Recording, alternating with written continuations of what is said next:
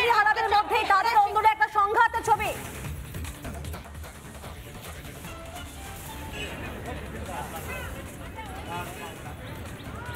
দেখো কিছুক্ষণ আগেই কার্যত উত্তপ্ত হয়ে যাচ্ছে পরিস্থিতি। যোগ্য এবং অযোগ্যদের মধ্যে বিক্ষোভ তৈরি হয় এবং এই মুহূর্তে তুমি দেখতে পাচ্ছ যে যারা চাকরি হারা তারা এসেছেন।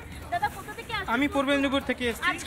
আজকে বৈঠক থেকে সমাধান সূত্র মিলবে। আজকে দেখলাম যোগ্য এবং অযোগ্য প্রার্থীদের মধ্যে বা শিক্ষকদের মধ্যেও একটা বিতর্ক তুলকালাম তৈরি হয়ে যায়। হ্যাঁ, অবস্থা আমাদের প্রতিনিধিরা অবশ্যই ওখানে ম্যাডামের সঙ্গে সিএম ম্যাডামের সঙ্গে আলোচনা করবেন এবং আমরা অবশ্যই আমাদের প্রতিনিধিদের সঙ্গে আছি। আমাদের কি অযোগ্যরাও এসেছেন? যারা অযোগ্য শিক্ষক তারা কথা নয়, আমাদের যোগ্যদের ব্যাচ দিয়েছে, আমরা যোগ্যরা হিসেবেই আমরা এখানে এসেছি, ভেরিফাই করেই আমরা এসেছি, ঠিক আছে? কিন্তু অযোগ্যদের ঢোকার কোনো কথা নয়। কিন্তু কোনোভাবে যদি কিভাবে বিশৃঙ্খলা সৃষ্টি করে যদি কেউ ঢুকে যেতে পারে সেটা তো সত্যি তৈরি করা হচ্ছে বলে মনে হয়। অবশ্যই এটা তো যোগ্য অযোগ্যদের মধ্যে সংঘাত তৈরি করা হলো। তো কারা তৈরি করলো এটা আপনারা নিজেই বুঝতে পারছেন কারা তৈরি করলো, ঠিক আছে? আপনাদেরকে বলে আমাদের বোঝাতে হবে না, আপনারা সবই জানেন, আপনারা মিডিয়াটা সবই জানেন। তবুও আপনারা এইরকম ভাবে কোশ্চেন কেন করেন? আপনারা সবই জানেন কারা তৈরি করছে, কেন এই বিশৃঙ্খল পরিস্থিতি তৈরি হয়েছে, কে এর জন্য দায়ী, জাজমেন্ট এরকম কেন হলো, সবই আপনারা জানেন। এই কোশ্চেন করে আপনারা পরিচয় দিচ্ছেন। এই একটা ছবি একদমই, অর্থাৎ রাজ্য সরকারের দিকে কোথাও গিয়ে একেবারে সরাসরি অভিযোগ করছেন তারা এবং সেখানে আবারও যোগ্য অযোগ্য একই প্রশ্ন। তবে এই নিয়ে রাজনৈতিক মহলে কি প্রতিক্রিয়া একবার আমরা শুনতে চাইবো এক এক করে, শুনুন।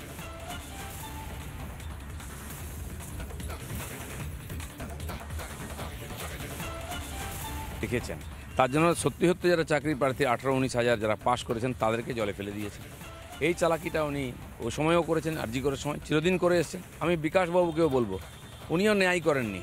যারা 18-19 হাজার যাদের আমার লিস্ট আছে তাদের কাছেই লিস্ট আছে, সেই লিস্ট কেন কোর্টে প্রোটেক্ট করে সেটাকে ভেরিফিকেশন করা হচ্ছে না? অরিজিনাল লিস্ট চলে গেছে, এর থেকে বাকি লিস্ট মিলিয়ে নিন, মিলে যাবে।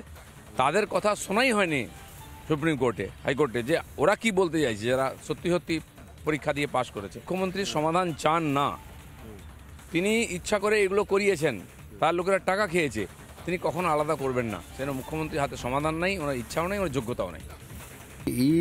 হারাতে পারবেন না, because it is only because of this government. প্রথমে তো বলুন যে এটা হলো কেন, why it has happened.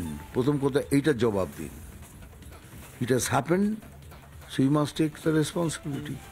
Finished. কিন্তু উনি তো বলছেন পুরোটাই বিজেপির চক্রান্ত, বিজেপি চক্রান্ত করে শিক্ষা ব্যবস্থা ভেঙে দিতে চাইছে বাংলায়।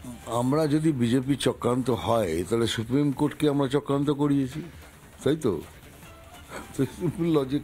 পার্থ চট্টোপাধ্যায় কোন মন্ত্রিসভার মন্ত্রী? শিক্ষামন্ত্রী। তাহলে বলুন তার বাড়িতে গিয়ে পয়সা আমরা ঢুকিয়ে এসেছি, সবাই আমরাই করেছি, বিজেপি করেছে।